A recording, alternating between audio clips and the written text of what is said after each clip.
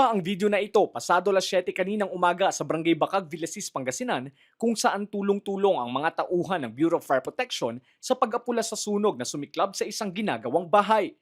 Ayon sa Bureau of Fire Protection, naganap ang sunog sa ipinapatayong bahay kung saan nahulog umano ang mga upos mula sa pag-welding sa ginagawang bubong.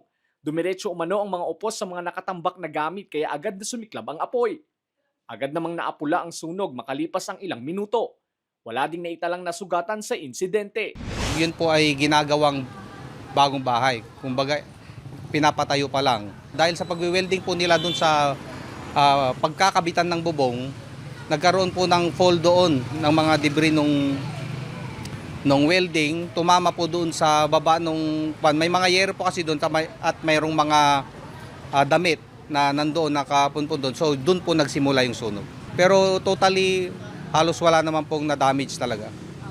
Bas partial lang po talaga yung na-damage. Ayon sa may-ari ng bahay, bagamat luma at ang ibang kagamitan ay hindi na napapakinabangan, ay malaki pa rin ang kanyang pasasalamat sa mabilis na pagresponde ng BFP na nakatulong upang hindi na kumalat pa ang apoy. Pinapalitan lang yung mga kahoy kasi inanay na. Siyempre, natatakot naman ako, nag-iisa ako doon, malay mo kung bumaksak. Yung mga nasunog, di naman na mahalaga yung. Kaya siyempre, sunog eh.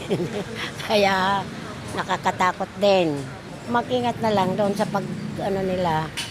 Kasi nilagyan na lahat ng safety, mga yero doon sa babagsakan ng galing sa pag-welding nila. Patuloy namang iniimbestigahan ng BFP kung magkano ang kabuang halaga ng danyos na dulot ng sunog.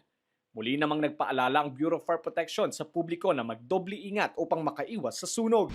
Dapat po tayo mag-ingat sa paggamit natin ng mga bagay-bagay katulad po na pag-welding, gagamit natin yung mga kalan natin, paggamit po natin sa bawat araw po natin, dapat po ay safe po tayo palagi. So pag safe ka palagi kasi, naiisip mo palagi na yung kaligtasan mo. Dahil yung kaligtasan mo, yun po ang buhay po natin. Ang buhay ay isa lang po, kaya pag-ingatan po natin ito. Lester Narag, Balitang, Solid North.